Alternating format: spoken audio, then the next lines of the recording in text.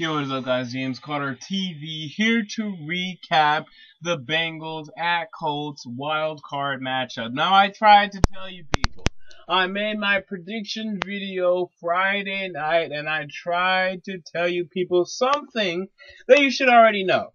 And that's the Bengals are going to lose this game, guys. And sometimes you just don't need to overthink anything.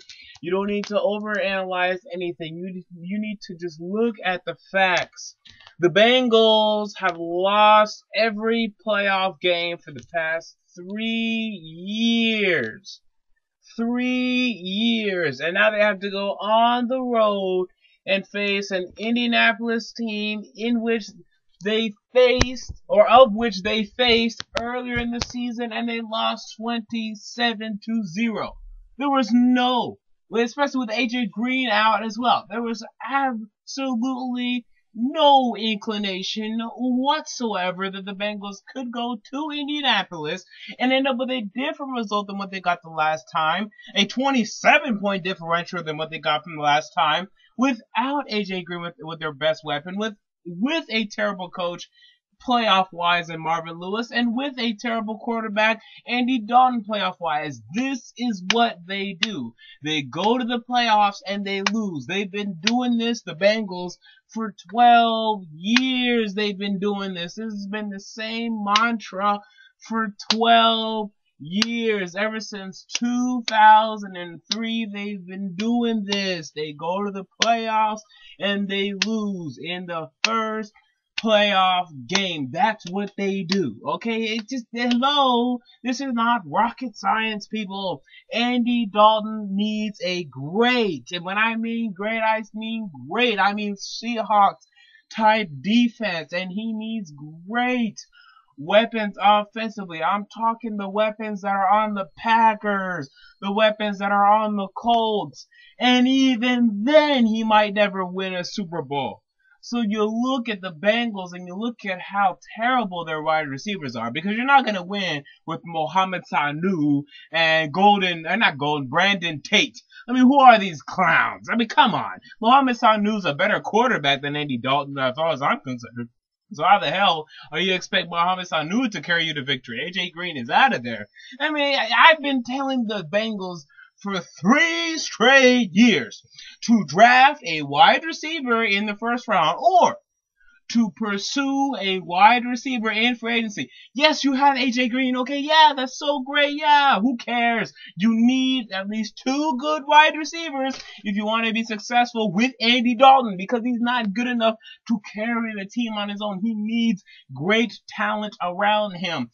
And yet, they have $30 million in cap space seemingly every year, and they save it for no reason, and they get nobody. They don't go after Mike Wallace in 2012.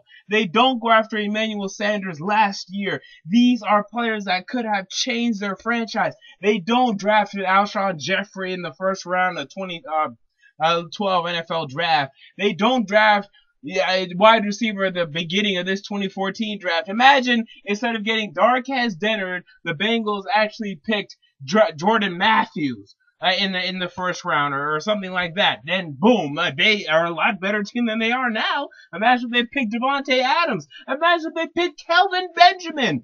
I mean, come on.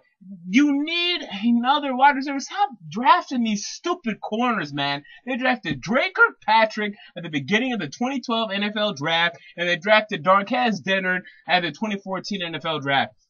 Why are you drafting these corners? They draft these corners and they don't even play them. They play Terrence Newman, Adam Jones, and Leon Hall.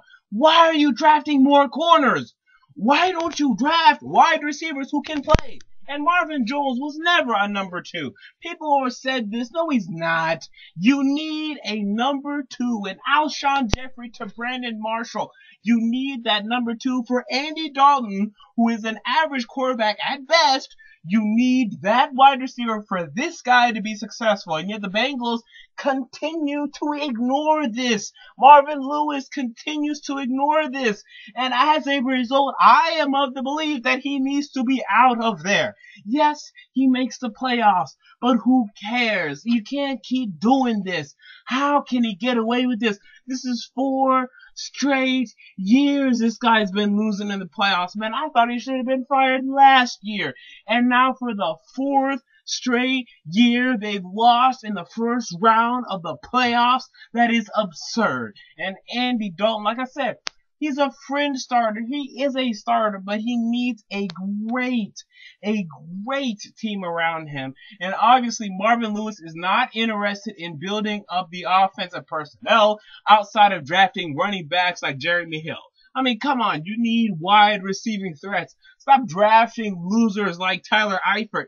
Get a big-time wide receiver to take the pressure off A.J. Green and to help Andy Dalton move the football down the field. And I see people defending Andy Dalton here, and I don't get it. This guy scored 10 points. His offense, his team scored 10 points, and the only reason they scored those points was because the Colts fumbled the football and allowed the Bengals to get 3 points before the end of the half. And then Jeremy Hill got a rushing touchdown in the first quarter as well. So he scored 3 points in quarters 2, 3, and 4 combined. That is just unacceptable. If you want to win a playoff game, you need to score more than 3 points in quarters 2, 3, and 4 combined. You need to, period. If you want to win as a quarterback, you have to do that. Enough about the Bengals, though. They suck. Relatively. They don't suck. But, I mean, come on. You gotta get past the first round one of these years, man. Wasted opportunity after wasted opportunity. It is so hard to make the playoffs consistently in the NFL, and they're doing that, but they can't do anything with that. It's absurd. So, with that said, Colts. Colts played a pretty good game. But like I said, the Bengals, this is their plateau. They can't go any higher than this. But now the Colts are going to Denver next week. I had Denver losing to Pittsburgh, but now Pittsburgh's out of there. So am I going to pick the Colts to go to Denver and win? I don't think so. I think I'm picking Denver as of right now. Now that might change before my prediction video, but for right now, I'm leaning Denver. Denver beat Indianapolis week 1, and since then, Denver is still kind of the same, and Indianapolis, they're kind of the same too. So what makes me believe that the result's going to be different this time? You know, so I think I'm leaning Denver quite easily, but it might change. And I had one of my bold predictions was that Denver was going to lose in the divisional round, but it looks like that might be wrong now.